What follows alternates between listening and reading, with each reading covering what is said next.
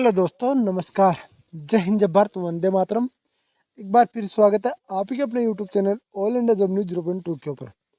जैसा कि आप सबको पता है, राजस्थान में रीट एग्जाम होने के कारण आपकी 2 दिन क्लासें नहीं हो पाई। तो आज हम फिर से आपकी क्लासें स्टार्ट कर पाए और आपको बता दूँ, डेली आपको क्लासें मिलती रहेगी। यार एग्ज़ाम होते तो एग्ज़ाम तो देखो देनी ही पड़ती है। पटवारी की एग्ज़ाम आने वाली है तो एग्ज़ाम तो देखो, एग्ज़ाम तो देने जा सकता हूँ ना यार।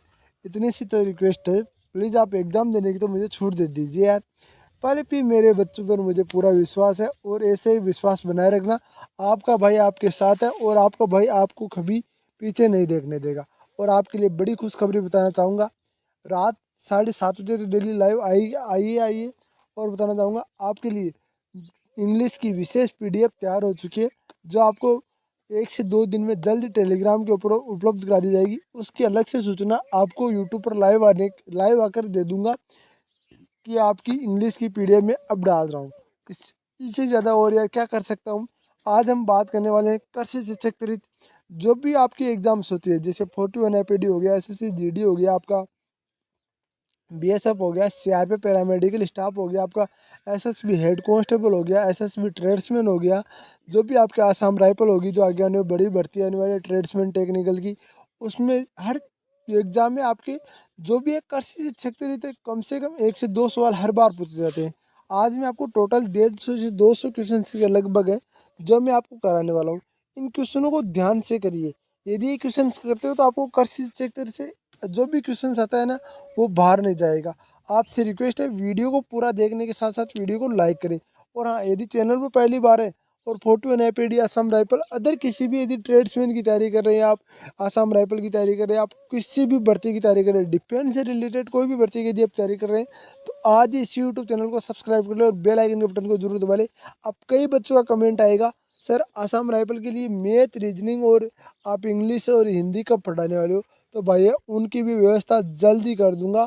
मैंने आपसे वादा किया था कि आप 27 तारीख को, पर भाई 27 तारीख को नहीं, आपको बता दूं जल्दी इसकी कम से कम 2 से 4 दिन के अंदर, जैसे मेरे पास टीचरों की व्यवस्था होती है, पूरी जो भी व्यवस्था होती है उसी के हिसाब से पूरी डिटेल में आपके लिए टाइम टेबल के साथ में पूरा वीडियो आपको बता दूंगा कि कब कब आपकी क्लासें आने वाली है और कब कब कौन से टॉपिक कराने वाला हूँ। और सिलेबस मैंने पूरा डाल दिया, वो सिलेबस का वीडियो ध्यान से जाकर देख लो। 41 एपीडी का सिलेबस पहले से डाला हुआ है। चलो हम बात करते हैं कृषि से संबंधित क्षेत्र में। तो आपके जीके के टोटल 200 लगभग क्वेश्चन है। शुरुआत करते हैं फर्स्ट क्वेश्चन से। उससे पहले बताना चाहूँगा, चैनल पर पहली बार हो अभी भी चैनल को सब्सक्राइब नहीं, चैनल को सब्सक्राइब कर लेना। और हाँ, इसकी यदि पीडीएफ चाहिए तो जैसे ही क्लास खत्म होती है आपको टेलीग्राम के ऊपर इसकी पीडीएफ मिल जाती है। टेलीग्राम का लिंक डिस्क्रिप्शन में है। टेलीग्राम का लिंक डिस्क्रिप्शन है, वहाँ से जाकर आप टेलीग्राम का लिंक जरूर ज्वाइन कर ले। तो शुरुआत करते हैं फर्स्ट क्वेश्चन से। देखो, देश में कृषक दिवस प्रतिवर्ष कब मनाया जाता है, यानी कृषि दिवस कब मनाया जाता है। तो 23 दिसंबर को मनाया जाता है, पूर्व प्रधानमंत्री चौधरी स्वर्गीय चौधरी चरण सिंह के जन्म दिवस पर। इन्होंने कृषकों के लिए मसीहा कहा जाता है। अब कृषकों का मसीहा किसे कहा जाता है, तो चौधरी चरण सिंह को कहा जाता है। पूर्व प्रधानमंत्री चौधरी चरण सिंह के जन्मदिन कब था, तो 23 दिसंबर को था। 23 दिसंबर को कौन सा दिवस मनाया जाता है, तो 23 दिसंबर को आपका कृषि दिवस मनाया जाता है।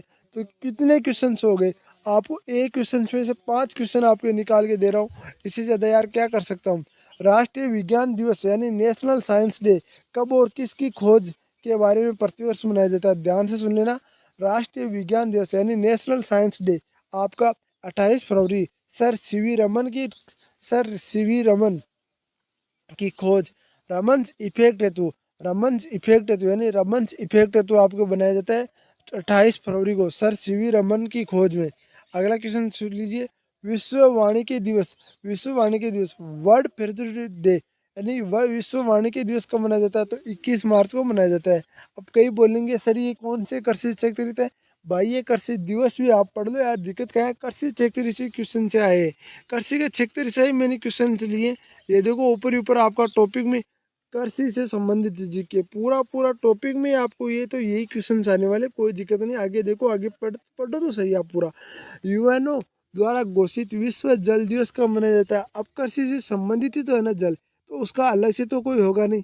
तो 22 मार्च को, ध्यान से सुन लेना, 22 मार्च को आपका डब्ल्यू एम यू द्वारा घोषित वर्ल्ड मनोरुचि डे यानी कब मनाया जाता है, तो मोनोरेटिकली डे कब मनाया जाता है? 23 मार्च को। कब मनाया जाता है? 23 मार्च को। अब देख लीजिए, अब ध्यान से सुन लीजिए कौन कौन से कृषि विधियों का नाम। ये देखिए ध्यान से सुन लीजिए, ये क्वेश्चन आपके ग्रुप डी में भी आता है। रेलवे ग्रुप डी की यदि तैयारी करो तो भी आप ध्यान से पढ़ सकते हो। रेलवे ग्रुप डी की भी बहुत ही जल्द एग्जाम होने वाली है, तो ध्यान से सुन लो। सेरिकल्चर, रेशम कीट पालन में। सेरिकल्चर किसमें? रेशम कीट पालन में। एपीकल्चर किसे बोलते हैं? तो एपीकल्चर मधुमक्खी पालन को एपीकल्चर बोलते हैं साइंस की भाषा में। पिस्सीकल्चर किसे बोलते हैं? तो पिस्सीकल्चर आपके मत्स्य पालन को साइंस की भाषा में पिस्सीकल्चर बोलते हैं। फ्लोरिकल्चर किसे बोलते हैं? तो फूलों का उत्पादन को फ्लोरी कलर को आपको साइंस की भाषा में फ्लोरिकल्चर बोलते हैं। विटीकल्चर किसे बोलते हैं? तो अंगूर की खेती को विटीकल्चर बोलते हैं। वर्मीकल्चर किसे बोलते हैं? तो कछुओं के पालन का वर्मी कल्चर बोलते हैं। किसे बोलते हैं? कछुओं के पालन को वर्मी कल्चर बोलते हैं। अगला था आपका पेमोकल्चर किसे बोलते हैं? तो फलों का उत्पादन में पेमोकल्चर बोला जाता है। पोमोकल्चर बोला जाता है। क्या बोलते हैं? पोमोकल्चर किसे बोलते हैं? फलों का उत्पादन में। आपका ओलेरी कल्चर किसे बोलते हैं? तो सब्जियों का उत्पादन को ओलेरी कल्चर, सब्जियों का उत्पादन में। अगला आता है हॉर्टिकल्चर किसे कहते हैं? तो हॉर्टिकल्चर आपके बागवानी में। किसे? बागवानी में। किसे? बागवानी में। अगला आता है आपका एरोपोर्टिक, तो हवा में पौधों का उगाना, हवाओं में पौधों का उगाना आपका एरोपोर्टिक कहलाता है। अगला आता है आपका हाइड्रोपोनिक्स, पानी के पौधों का उगाना, पानी में पौधों का उगना आपका हाइड्रोपोनिक्स कहलाता है। क्या कहलाता है? पानी में पौधों का उगना हाइड्रोपोनिक्स कहलाता है। कृषि क्रांतियाँ सुन लीजिए। जो क्वेश्चन है ना वेरी इंपॉर्टेंट है आपके लिए, और वही क्वेश्चन मैं आपके लिए लेकर आता हूँ, तो प्लीज़ आपसे रिक्वेस्ट है वीडियो को शेयर जरूर कर लीजिए। कृषि क्रांतियाँ सुन लीजिए, बहुत बार क्वेश्चन आता है क्रांतियों में से, और ये क्वेश्चन आपके बहुत ही ज़्यादा गड़बड़ होते हैं, और यही क्वेश्चन बिल्कुल बेसिक पूछते हैं यार, बिल्कुल हार्ड की कोई बात नहीं है। हरित क्रांति खाद्यान्न उत्पादन से संबंधित है। श्वेत क्रांति दूध उत्पादन से संबंधित है। नीली क्रांति मत्स्य उत्पादन से संबंधित है। भूरी क्रांति उर्वरक उत्पादन से संबंधित है। रजक क्रांति आपका अंडा उत्पादन से संबंधित है। पीली क्रांति तिलहन उत्पादन से संबंधित है। कृषण क्रांति तो आपका बायोडीजल उत्पादन से संबंधित है। कृषण क्रांति। अगला था लाल क्रांति टमाटर और मांस से संबंधित है, मांस उत्पादन से संबंधित है। गुलाबी क्रांति झींगा मछली से उत्पादन से संबंधित है। किससे? झींगा मछली उत्पादन से संबंधित है। अगला आता है आपका बादामी क्रांति, तो मसाला उत्पादन से संबंधित है। बादामी क्रांति क्या है? बादामी क्रांति मसाला उत्पादन से संबंधित है। अगला था आपका सुनहरी क्रांति, सुनहरी क्रांति आपके फल उत्पादन से संबंधित है। किससे? फल उत्पादन से संबंधित है। अमृत क्रांति, अमृत क्रांति नदी जोड़ो परियोजना, यानी नदी जोड़ो परियोजना को अमृत क्रांति का नाम दिया था। और ये आपका अमृत क्रांति ध्यान से सुन ले, बहुत बार क्वेश्चन में आता है। अब भारत की कृषि सुनो। भारत की कृषि सबसे अधिक किस पर निर्भर करती है? तो भारत की कृषि सबसे अधिक वर्षा पर निर्भर करती है। किस पर अधिक निर्भर करती है? वर्षा पर। कृषि एक है जो अस्थायी बेरोजगारी को दिखने नहीं देती। सबसे ज़्यादा कृषि में अस्थायी बेरोजगारी पाई जाती है। जो फसल अक्टूबर में बोई जाती है और अप्रैल में काट ली जाती है, उसे क्या कहते हैं? तो रब्बी की फसल कहते हैं। क्या फसल कहते हैं? रब्बी की फसल। अब रब्बी की फसल में कौन कौन से आते हैं? गेहूँ, जौ आपके ये आते हैं, ठीक है ना। जो फसल जुलाई में बोई जाती है और अक्टूबर में काटी जाती है वो कौन सी होती है? तो वो होती है आपकी खरीफ की फसल। उसमें क्या आते हैं? बाजरा, मूंग, मोट आदि आते हैं, ठीक है ना। जो फसल रबी और खरीफ की फसल के बीच में तैयार की जाती है वो कौन सी होती है? तो वो जायद की फसल होती है, जिसके अंदर आपको टमाटर, ककड़ी वगैरह ये सब आते हैं, ठीक है ना। अगला था आपका खरीफ की फसल कौन कौन सी है? तो ज्वार, बाजरा, मक्का, चावल, तिल आदि। ये बहुत बार क्वेश्चन आते हैं भाई, ये क्वेश्चन आते हैं आपको, इससे बाहर नहीं जाता, गारंटी से बोल रहे हैं, इससे बाहर क्वेश्चन नहीं जाने वाले। रबी की फसल कौन कौन सी है? तो रबी की फसल आपकी गेहूँ, चना, जौ, मटर, सरसों, आलू आदि। कौन कौन सी? गेहूँ, चना, जौ, मटर, सरसों, चना, आलू आदि, ठीक है ना। जायद की फसल कौन सी? खरबूजा, ककड़ी, खीरा, आपका तरबूज वगैरह, ये सब जायद की फसल है। नगदी फसल कौन सी है? तो नगदी फसल के नाम से चावल को जाना जाता है। किसे जाना जाता है? चावल को आपको नगदी फसल के नाम से जाना जाता है। किसे जाना जाता है? चावल को। किस क्षेत्र में चावल का कटोरा कहा जाता है? तो कृष्ण और गोदावरी के क्षेत्र को, कृष्णा और गोदावरी नदी के क्षेत्र को आपको चावल का कटोरा कहा जाता है। किसे कहा जाता है? कृष्ण और गोदावरी नदी के क्षेत्र को। भारत में सबसे अधिक खाद्यान्न उत्पन्न करने वाला राज्य कौन सा है? तो भारत में सबसे अधिक खाद्यान्न उत्पादन करने वाला आपका यूपी है, उत्तर प्रदेश है। भाई ध्यान से सुन लेना, भारत में सबसे अधिक खाद्यान्न उत्पादन करने वाला राज्य उत्तर प्रदेश है। अगला क्वेश्चन हम देखते हैं, भारत में सबसे अधिक कौन सी फसल उगाई जाती है? तो भारत में सबसे अधिक धान उगाया जाता है। कौन सी फसल उगाई जाती है? धान उगाया जाता है। कौन सी? धान उगाई जाती है। अगला क्वेश्चन हम पढ़ते हैं, क्वेश्चन नंबर 12। हरित क्रांति का जनक किसे माना जाता है? हरित क्रांति जनक किसे माना जाता है? तो हरित क्रांति का जनक आपको बताऊंगा 1967-68। हरित क्रांति का जनक किसे माना जाता है? तो M S Swaminathan. M S वो नहीं बोल रहे हैं कि आजकल आंदोलन में चल रहा है ना, एम एस स्वामीनाथन की रिपोर्ट आयोग लागू, एम एस स्वामीनाथन की रिपोर्ट लागू करो, तो वही बात है भाई। हरित क्रांति का जनक भी आपकी एम एस स्वामीनाथन को माना जाता है। हरित क्रांति का प्रमुख उद्देश्य क्या है? खाद्यान्न उत्पादन में आत्मनिर्भरता लाना है। क्या? खाद्यान्न उत्पादन में आत्मनिर्भरता लाना। हरित क्रांति किस फसल पर सबसे अधिक उपयोगी हो रही? हरित क्रांति आपके चावल और गेहूं के लिए सबसे उपयोगी रही। किसके लिए? चावल और गेहूं के लिए। किस राज्य में भारत का धान भंडार कहा जाता है? तो पंजाब राज्य को भारत का धान भंडार कहा जाता है, जिसमें सबसे अधिक धान उत्पादन होता है। ठीक है ना। सब्जी उत्पादन भारत का कौन सा स्थान है? तो सब्जी उत्पादन में भारत का दूसरा स्थान है भाई। कौन सा स्थान है? दूसरा स्थान है। ध्यान से सुन लेना, दूसरा स्थान है। फल उत्पादन में भारत का कौन सा स्थान है? तो फल उत्पादन में इंडिया का दूसरा स्थान है। कौन सा है? दूसरा स्थान है। नीली क्रांति का संबंध किस उद्योग से? तो नीली क्रांति का संबंध मत्स्य उद्योग से। किससे? मत्स्य उद्योग से। अगला क्वेश्चन हम पढ़ते हैं, श्वेत क्रांति का संबंध किस उद्योग से? तो श्वेत क्रांति का संबंध दूध उत्पादन से। किससे? दूध उत्पादन से श्वेत क्रांति का संबंध है। अगला आता है आपका, सुनहरी क्रांति किस फसल से संबंध रखती है? तो सुनहरी क्रांति आपकी बागवान और शहद उत्पादन से संबंध रखती है। किससे? बागवान और शहद उत्पादन से संबंध रखती है। गोल क्रांति किसने चलाई थी? तो गोल क्रांति आलू उत्पादन के लिए चलाई जाती है। गोल क्रांति किससे चलाई जाती है? आलू उत्पादन के लिए चलाई जाती है। कौन सी क्रांति से संबंधित नहीं है?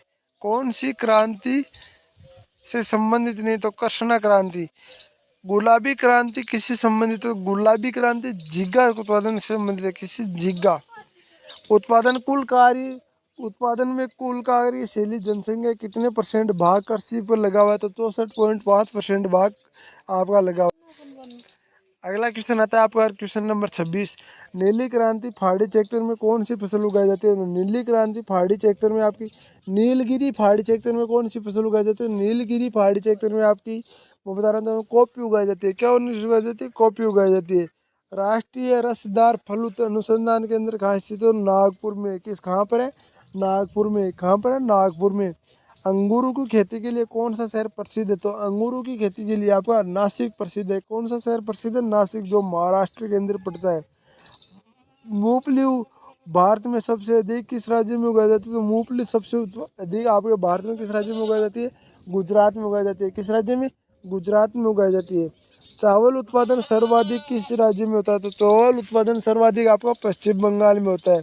किस राज्य में होता है? पश्चिम बंगाल। चावल का उत्पादन सबसे अधिक पश्चिम बंगाल में होता है। अगला क्वेश्चन हम देखते हैं, भारत के किस राज्य में गेहूं की खेती नहीं होती? तो भारत के तमिलनाडु में आपकी गेहूं की खेती नहीं होती। किस राज्य में? तमिलनाडु में।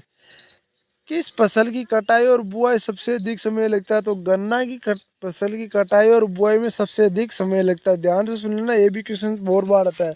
तिलहन प्रौद्योगिकी मिशन की स्थापना कब हुई? तो तिलहन प्रौद्योगिकी मिशन की स्थापना 1986 में। कब हुई? 1986 में। भारत का उर्वरक उत्पादन विश्व में कौन सा स्थान है? तो भारत में उर्वरक उत्पादन में भारत का तीसरा स्थान है। कौन सा स्थान है? तीसरा स्थान है। वर्तमान में भारत में सकल घरेलू उत्पादन और कृषि व संबद्ध क्षेत्र का योगदान कितना है? तो आपका 13.67। कितना है? 13.67, 13.68%। कितना है? मूंगफली दाने का औसतन प्रतिशत कितना होता है? तो मूंगफली दाने का औसतन प्रतिशत होता है आपका 70%, लगभग 70%। केंद्रीय सूचक भूमि खेती अनुसंधान संस्थान कहाँ स्थान है? तो ध्यान रखना, केंद्रीय सूचक भूमि खेती अनुसंधान संस्थान आपके हैदराबाद में स्थित है। कहाँ पर स्थित है? बारिश आने वाली है भैया, बारिश बहुत तेज होने वाली है। इतनी तेज बारिश हो सकती है पर आप सोच भी नहीं सकते। मक्का की खेती किस मौसम के लिए की जाती है? तो मक्का की खेती आपके खरीफ के मौसम में की जाती है। दूध उत्पादन में श्वेत क्रांति लाने दूध उत्पादन में श्वेत क्रांति का श्रेय लाने का श्रेय किसे दिया जाता है? डॉक्टर वर्गीज कुरियन को, किसे डॉक्टर वर्गीज कुरियन को दिया जाता है, किसे दिया जाता है, डॉक्टर वर्गीज कुरियन को। अगला क्वेश्चन देखते हैं, क्वेश्चन नंबर 40। क्वेश्चन नंबर 40 देखो, दूध उत्पादन में भारत में कौन सा स्थान, तो दूध उत्पादन भारत में प्रथम स्थान पर है। कौन से स्थान पर है, प्रथम स्थान पर है। अगला क्वेश्चन हम देखते हैं, क्वेश्चन नंबर 41 आ गया आपके लिए। भारत सर्वप्रथम चाय कहाँ पैदा की जाती है, तो भारत में सर्वप्रथम चाय आपके दार्जिलिंग में पैदा की जाती है। कहाँ की पैदा की जाती है, दार्जिलिंग में पैदा की जाती है सर्वाधिक चाय। किस फसल के लिए पानी की अधिकता आवश्यक होती है किंतु जमाव नहीं, चाय, चाय के लिए, चाय के लिए भाई, चाय के लिए। काजू का सबसे बड़ा उत्पादक राज्य कौन सा है, तो उस काजू का सबसे बड़ा उत्पादक राज्य केरल है। कौन सा है, केरल है भाई, काजू का सबसे बड़ा उत्पादक राज्य। यार केरल में होंगे वो तो काजू खूब खाते होंगे। फिर रेशे वाले फसलें कौन सी होती है, तो रेशे वाली फसलें कपास, जूट और सन होती है। कौन सी होती है, कपास, जूट और सन होती है। भारत में लंबे रेशे का कपास का आयतन मुख्यतः कहाँ होता है, तो भारत में लंबे रेशे का कपास का आयतन मुख्यतः संयुक्त राज्य यानी अमेरिका में होते हैं, यूएनए में होता है, यूएनए यूनाइटेड स्टेट अमेरिका में होता है भाई। अगला क्वेश्चन हम देखते हैं, दलहन उत्पादन में भारत का कौन सा राज्य सबसे आगे है, तो दलहन उत्पादन में आपका राजस्थान आ गया भाई, राजस्थान आ गई। चलो एक में तो आगे आया ना, किसी न किसी में तो फिर भी कोई ना यार, इंडिया सबसे आगे है, इंडिया बढ़ना चाहिए। राजस्थान एक है, बढ़ने से क्या होता है। स्वच्छ जलीय मछली का उत्पादन करने वाला राज्य कौन सा है, तो स्वच्छ जलीय मछली का उत्पादन करने वाला पश्चिम बंगाल है। तंबाकू उत्पादन में भारत का विश्व में कौन सा राज्य करता है, तो तीसरा, तीसरा विश्व में कौन सा स्थान है, ये स्थान है, सॉरी स्थान है, राज्य करता है, ये गलती से हो गया। राज्य में जूट का सर्वाधिक क्षेत्रफल वाला राज्य कौन सा है, तो जूट का सर्वाधिक उत्पादन करने वाला राज्य कौन सा है, पश्चिम बंगाल, क्षेत्रफल की दृष्टि से। भारत का सबसे बड़ा सोयाबीन उत्पादक राज्य कौन सा है, तो मध्य प्रदेश। कौन सा है, एमपी।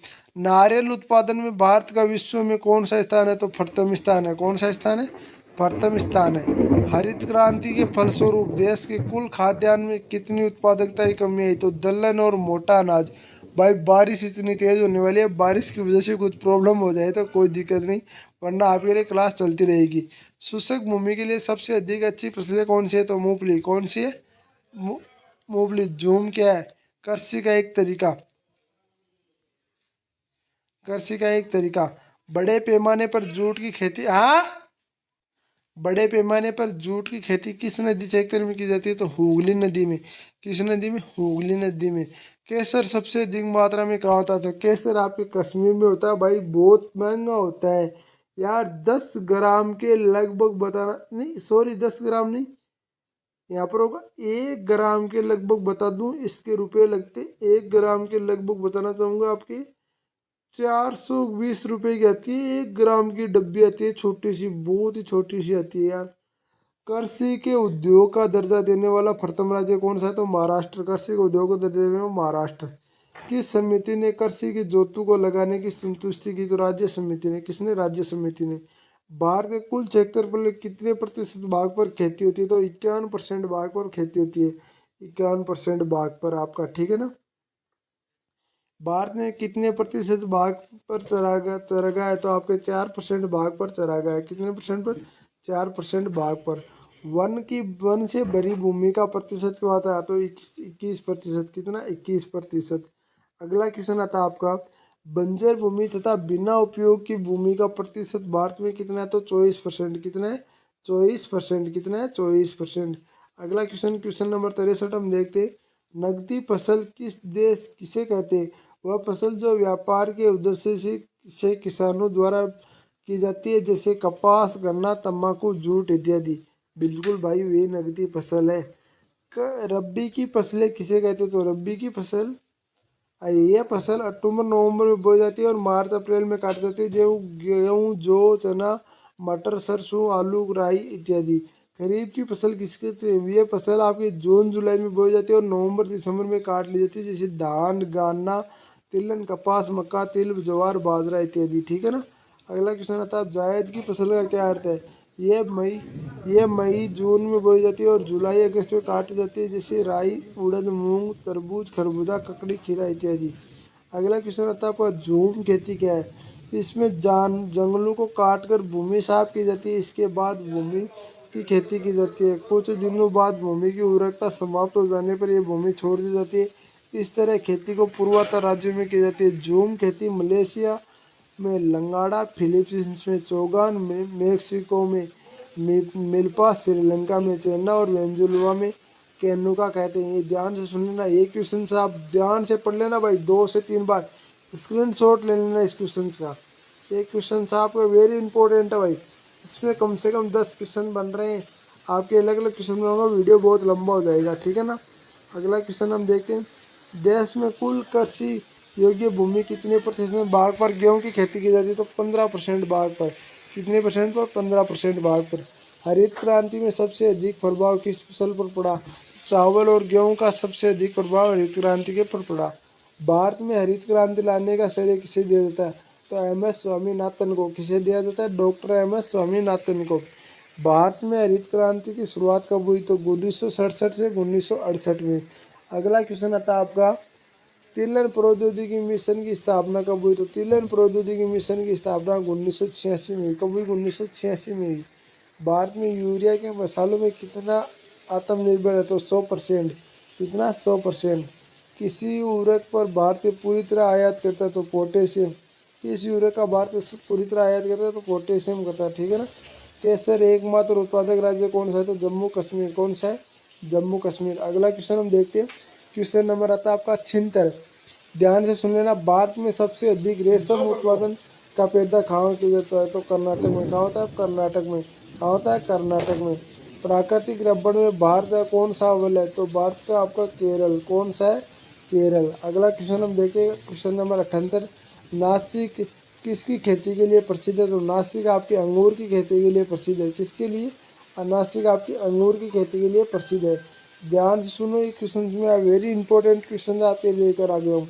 कॉफी के उत्पादन के लिए भारत में कौन सी जगह प्रसिद्ध है? तो कॉफी के उत्पादन के लिए आपका गुरग। कौन सी है? गुरग। नीलगिरी की पहाड़ी गुरग। राष्ट्रीय रसदार फल अनुसंधान केंद्र कहाँ स्थित है? तो राष्ट्रीय रसदार फल अनुसंधान केंद्र आपका नागपुर में। कहाँ पर है? नागपुर में। सबसे अधिक तंबाकू उत्पादन करने वाला राज्य कौन सा है? तो सबसे अधिक तंबाकू उत्पादन आपका आंध्र प्रदेश और तमिलनाडु है। कौन सा है? आंध्र प्रदेश और तमिलनाडु। विश्व में किसके उत्पादन भारत में स्थान स्थान पहला है? तो चाय, आम, चीकू, खट्टा नींबू, केला, नारियल, काली मिर्च और अदरक, हल्दी। ध्यान से सुन लेना, ये क्वेश्चन से देखो आप कितने क्वेश्चन सारे। आम के उत्पादन में कौन सा स्थान? चीकू के उत्पादन में खट्टा नींबू, आपका केला, नारियल, काली मिर्च, इन सब में आपको कौन सा स्थान है? तो आपका पहला स्थान है आपका इंडिया का। कौन सा है? पहला स्थान है भारत का। सब्जियों और फलों के उत्पादन विश्व में भारत में कौन सा स्थान होता है? तो भारत। पहला स्थान चीन का होता है। विश्व में चावल उत्पादन चीन के किस देश का स्थान है? भारत। कौन सा है? भारत। फल और उत्पादन राज्य, ध्यान से सुन लीजिए, चावल आपका पश्चिम बंगाल और उत्तर प्रदेश में, आंध्र प्रदेश, बिहार, पंजाब में। चावल कहाँ का उत्पादन किया जाते हैं? पश्चिम बंगाल, उत्तर प्रदेश, आंध्र प्रदेश, बिहार और पंजाब में। गेहूँ आपका उत्तर प्रदेश, पंजाब, हरियाणा, मध्य प्रदेश, बिहार, राजस्थान में, ठीक है ना। जवार महाराष्ट्र, कर्नाटका, मध्य प्रदेश और आंध्र प्रदेश में। दलहन आपका मध्य प्रदेश, उत्तर प्रदेश, पंजाब, हरियाणा, राजस्थान, बिहार, पश्चिम बंगाल, गुजरात और आंध्र प्रदेश में, ठीक है ना। बाजरा गुजरात, राजस्थान और उत्तर प्रदेश में। बाजरा सबसे उत्पादक आपका राजस्थान में होता है। राजस्थान के किस जिले में होता है? तो राजस्थान का बता दूँ सबसे ज़्यादा उत्पादक होता है बाजरा का बाड़मेर में। जो उत्तर प्रदेश, जो राजस्थान, बिहार और पंजाब। आपका तिलहन सुन लीजिए, तिलहन कहाँ का उत्पादन होता है? तो गुजरात, मध्य प्रदेश, बिहार, उत्तर प्रदेश, राजस्थान, पश्चिम बंगाल और उड़ीसा। कहाँ पर? गुजरात, मध्य प्रदेश, बिहार, उत्तर प्रदेश, पश्चिम बंगाल और उड़ीसा। मूंगफली गुजरात, आंध्र प्रदेश, तमिलनाडु, कर्नाटक, महाराष्ट्र और मध्य प्रदेश। गन्ना देखो ध्यान से सुन लेना, उत्तर प्रदेश, महाराष्ट्र, तमिलनाडु, कर्नाटक, हरियाणा और पंजाब में आपका गन्ना उत्पादन होता है। कौवा देखो, कौवा कहाँ को उत्पादन होता है? तो कौवा आपका ध्यान रखना, कौवा से क्या याद रख, तो कैसे आपका कर्नाटक, तमिलनाडु, कैसे केरल हो गया, आंध्र प्रदेश और महाराष्ट्र, ये तो याद करने होंगे आपको। चाय आपका असम, पश्चिम बंगाल, तमिलनाडु, केरल, आंध्र प्रदेश और महाराष्ट्र। अब पटसन होता है आपको पश्चिम बंगाल, बिहार, असम, उड़ीसा, उत्तर प्रदेश। अगला क्वेश्चन आता है आपका कपास। महाराष्ट्र, गुजरात, मध्य प्रदेश, पंजाब, कर्नाटक, हरियाणा, राजस्थान, तमिलनाडु और आंध्र प्रदेश। अगला क्वेश्चन आता है आपका रबड़। केरल, तमिलनाडु, कर्नाटका, ओसम में अंडमान निकोबार द्वीप समूह है जहाँ पर आपका रबड़ उत्पादन होता है। तंबाकू ध्यान से सुन लेना। आंध्र प्रदेश, गुजरात, बिहार, उत्तर प्रदेश, तमिलनाडु, महाराष्ट्र और पश्चिम बंगाल। अगला क्वेश्चन आता है आपका काली। काली होता है काली यानी काली मिर्च। काली मिर्च होता है आपका केरल, कर्नाटका, तमिलनाडु और पांडुचेरी में। हल्दी आपका आंध्र प्रदेश, उड़ीसा, तमिलनाडु, महाराष्ट्र और बिहार में। काजू आपका केरल, महाराष्ट्र और आंध्र प्रदेश में। अब भारत की सिंचाई परियोजना हम पढ़ते हैं। उससे पहले बता दूं बारिश बहुत तेज हो चुकी है और बारिश इतनी तेज़ी से चल रही है। आप बताओ क्या करूँ, वीडियो को आगे बढ़ाऊँ या नहीं बढ़ाऊँ। फिर भी आपको चलो 1 घंटे की क्लास कराते थे क्योंकि ये कृषि का टॉपिक आपके लिए महत्वपूर्ण है। मैं आपके लिए क्लास डेली लेता रहूँगा और अब पूरा टॉपिक कराएंगे आज, बिल्कुल भी आधा अधूरा नहीं छोड़ेंगे। कंप्यूटर वाला आधा अधूरा छोड़ दिया, उसकी बता दूँ पूरी PDF आपको टेलीग्राम पर मिल जाएगी। आधा अधूरा छोड़ने का मेन कारण क्या था, बच्चों के कमेंट है कि सर आप कंप्यूटर का ना पढ़ो क्योंकि कंप्यूटर की बेसिक सबको आता है और बेसिक सब हमारे पास पड़ा है, बुक उनमें से पढ़ लेंगे। आप कृषि के ऊपर अदर टॉपिक के ऊपर आपका जो भी है क्लास स्टार्ट कर दो। तो मैंने सोचा चलो अदर टॉपिक के ऊपर ले लेते हैं आज। आता है आपका भारत में शुद्ध बोए गए क्षेत्र में कितने % भाग पर सिंचाई सुविधा उपलब्ध है। तो 33% भाग पर आपका सिंचाई सुविधा उपलब्ध है। अगला क्वेश्चन हम पढ़ते हैं। भारत में शुद्ध बोए गए क्षेत्र में कितना % है। तो आप कितना क्षेत्र है, तो 1360 लाख हेक्टर। क्या 1360 लाख हेक्टर। वर्तमान में भारत में सबसे अधिक सिंचाई किन साधनों में होती है। तो कुआं और नलकूपों से। किन साधनों, कुआं और नलकूपों से। देश में नहरों में कितने % भाग सिंचित होता है। तो देश में नहरों से आपका 31.4। कितना, 31.4। देश में कुओं और नलकूपों से कितने % सिंचाई होती है। तो 55.9%। कितनी, 55.9%। सबसे अधिक नलकूपों और और पंप सेट कहाँ पाए जाते हैं। तो सबसे अधिक आपको तमिलनाडु में, दूसरे स्थान में महाराष्ट्र में आते हैं। सिर्फ नलकूपों की सबसे अधिक सघनता वाला राज्य कौन सा है। तो उत्तर प्रदेश है भाई। तालाब से सिंचाई की दृष्टि से किस राज्य में प्रथम स्थान है। तो तमिलनाडु। कौन सा है, तमिलनाडु। नहरों द्वारा देश में कुल सिंचित क्षेत्रफल सबसे अधिक भाग किस राज्य में। तो उत्तर प्रदेश में। किस राज्य में, उत्तर प्रदेश में। देश का कौन सा ऐसा राज्य है जहाँ सिंचाई के लिए सभी साधनों का इस्तेमाल किया जाता है। तो आंध्र प्रदेश में भाई, आंध्र प्रदेश में। कुल कृषि भूमि के सबसे अधिक सिंचित भूमि किस राज्य में। तो पंजाब में। कितनी आपकी, 94.70। अब देखो भारत की हम मिट्टियाँ पढ़ लेते हैं जिसमें आपके कृषि से संबंधित पूरी जानकारी आपको देता रहता हूँ, पूरी अपडेट आपको उपलब्ध करा दूंगा भाई। देखो जब पढ़ने लगे हैं तो पूरा टॉपिक क्लियर करना चाहिए। मिट्टियाँ हो चाहे कुछ हो, कृषि से संबंधित कुछ नहीं छोड़ेंगे। देखो अब मिट्टियाँ पढ़ लेते हैं। किस देश में कृषि का मुख्य आधार क्या होता है।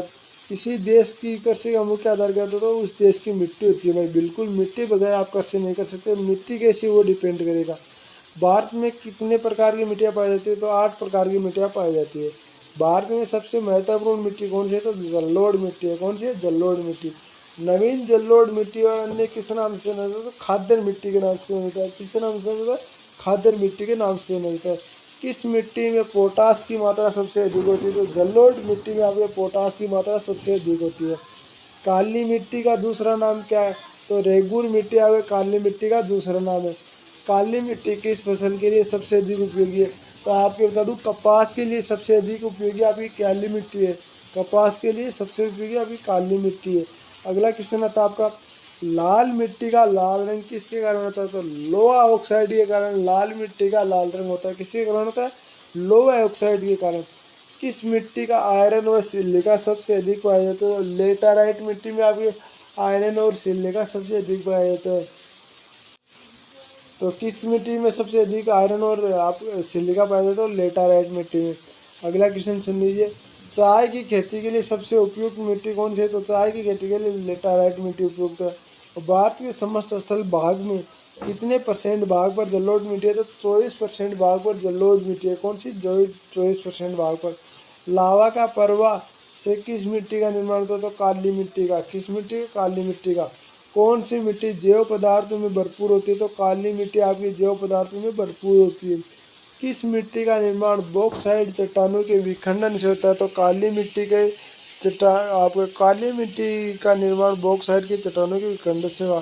किस मिट्टी में कृषि के लिए सिंचाई की आवश्यकता नहीं होती? तो काली मिट्टी में कृषि सिंचाई के लिए आवश्यकता नहीं होती। भारत में लाल मिट्टी का विस्तार सबसे अधिक है तो आंध्र प्रदेश और तमिलनाडु में। किस मिट्टी में लोहे और एल्युमिनियम का कण पाया जाता है? तो लेटराइट मिट्टी में आपके लोहे और एल्युमिनियम का कण पाया जाता है। कौन से पाया जाता है? लेटराइट में। किसमें? लेटराइट में। धान की खेती के लिए कौन सी मिट्टी उपयुक्त है? तो धान की खेती के लिए दोमट मिट्टी उपयुक्त है। कौन सी है? दोमट मिट्टी उपयुक्त है।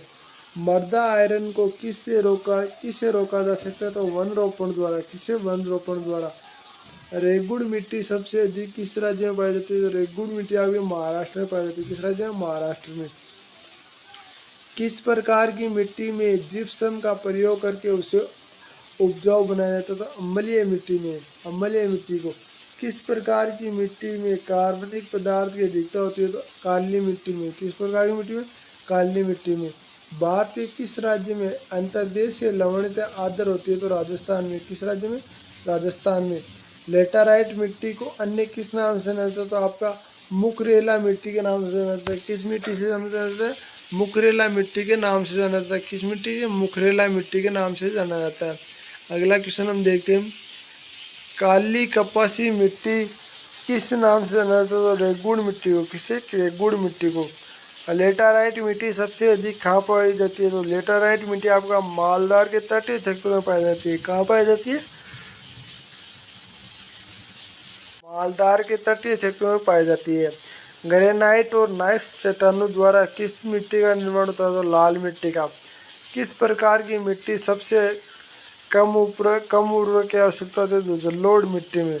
अब भारत के उत्तरी मैदानों में किस प्रकार की मिट्टी पाई जाती है? जलोढ़ मिट्टी पाई जाती है। किस मिट्टी का प्रायद्वीपीय भारत में सबसे सर्वाधिक है? तो काली मिट्टी का। किसमें? काली मिट्टी का। पुरानी जलोढ़ मिट्टी को अन्य किस नाम से जाना जाता है? बागर के नाम से जाना जाता है। किस नाम से जाना जाता है? बागर के नाम से। गंगा में जलोढ़ मिट्टी भूमि की सतह के कितने नीचे पाई जाती है? तो 600 मीटर। कितने नीचे? 600 मीटर।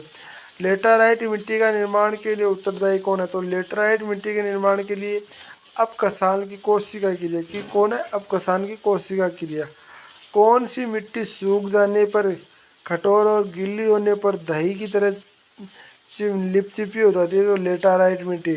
अपने आम भाषा में इसको क्या बोलते हैं? राजस्थानी भाषा में बताऊँ क्या? गार बोलते हैं इसे। क्या बोलते हैं? गार बोलते हैं, गार।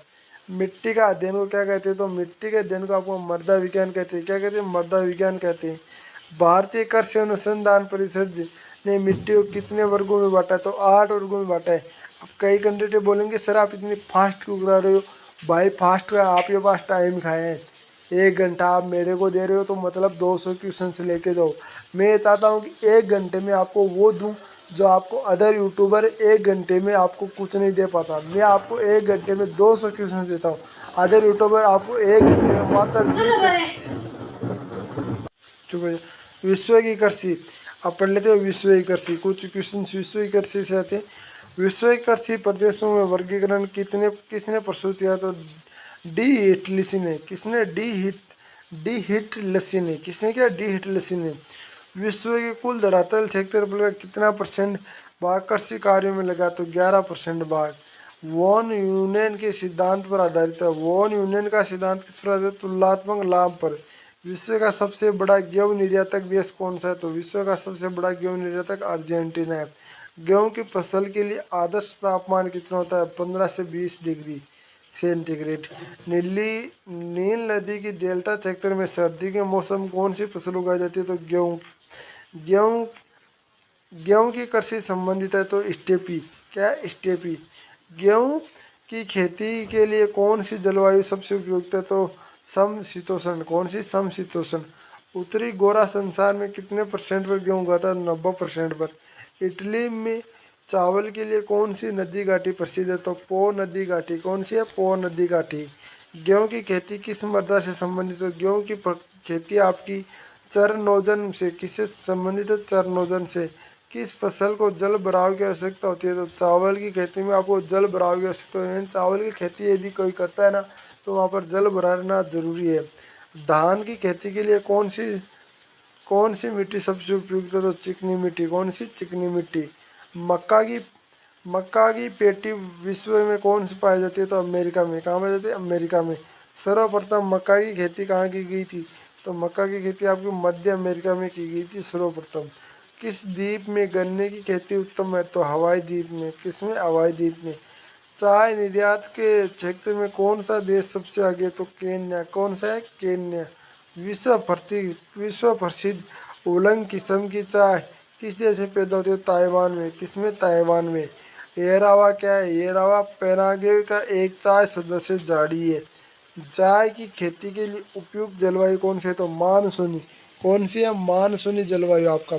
फेजेंडा क्या है? तो कौवा के बागानों को क्या कहते हैं? फेजेंडा कहते हैं। क्या कहते हैं? फेजेंडा किसे कहते हैं? तो कौवा के बागानों को। कॉफी का उत्पादन विश्व में सबसे अधिक कौन सा देश करता है? तो ब्राजील। कौन सा देश करता है? ब्राजील करता है।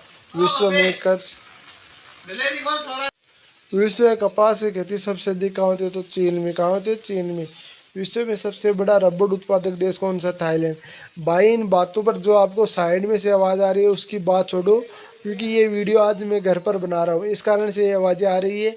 और ये वीडियो मैं घर पर इसलिए बना रहा हूँ क्योंकि बारिश बहुत तेज़ आ रही है, आपका आज सो पर ना जा सका, इसलिए आप घर पर आज वीडियो बन रहा है।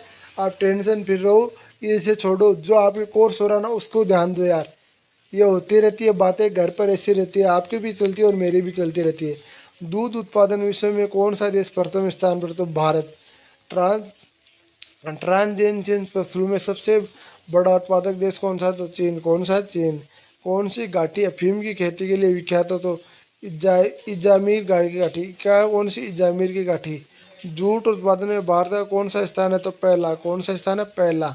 महानगरों के बाहरी भागों में की जाने वाली फलों फूलों तथा सब्जियों की गहन कृषि को क्या कहा जाता है? तो आपको बाजार कृषि कहा जाता है। क्या कहा जाता है? बाजार कृषि कहा जाता है। सबसे अधिक संघन खेती कहाँ पर प्रचलित है? तो जापान में। कहाँ प्रसिद्ध है? जापान में। विश्व में बागवानी कृषि का विकास कहाँ हुआ? तो विश्व में बागवानी कृषि का विकास दक्षिणी पूर्वी एशिया में। कहाँ हुआ? दक्षिणी पूर्वी एशिया में। स्थानांतरणशील की कृषि का शुभारंभ कहाँ हुआ? तो स्थानांतरणशील की कृषि का हुआ थाईलैंड में। विश्व भारत का किस सर्वश्रेष्ठ उत्पादन और उपभोक्ता उत्तर चाय राज्य? कौन सा है? चाय। चाय का भारतीय कपास किस किस्म की होती है? तो भारतीय कपास छोटे रेशे वाली होती है। कौन सी होती है? छोटे रेशे वाली। विश्व में सबसे अधिक जूट उत्पादन क्षेत्र में कौन सा है? तो गंगा ब्रह्मपुत्र का डेल्टा मैदान भाग। कौन सा है? गंगा ब्रह्मपुत्र का डेल्टा मैदानी भाग। रेशम उत्पादन हेतु व्यापारिक स्तर पर रेशम की कीटों का पालन क्या कहा जाता है? तो आपका सेरीकल्चर कहा जाता है। सेरीकल्चर कहा जाता है। जमीन पर फैलने वाली सब्जियों का व्यापारिक कृषि क्या कहती है? तो आपके ओलेरी कल्चर। क्या कहलाता है? ओलेरी कल्चर। विश्व बताती प्रदेशों में कपास की खेती को क्यों नहीं की जाती? तो अधिक वर्षा के कारण। क्या कहा जाता है? वो अधिक वर्षा के कारण। कृषि के लिए किस प्रकार की मानवीय आर्थिक क्रिया होती है? तो प्राथमिक। कौन सी होती है? प्राथमिक। विश्व का सबसे बड़ा उत्तम स्वाद वाला कौवा किसे माना जाता है? तो मोचा कौवा को आपको विश्व का सर्वाधिक उत्तम स्वाद वाला कौवा मोचा माना जाता है। ठीक है ना। अगला क्वेश्चन आता है आपका, जैतून की कृषि किस देश में की जाती है? जैतून की कृषि फ्रांस में की जाती है। किस में की जाती है? फ्रांस में की जाती है। मिश्रित कृषि क्या है? एक ही फोरम पर पशुओं का उत्पादन और पशुपालन दोनों का होता है, तो वहाँ पर आपको मिश्रित कृषि कहते हैं।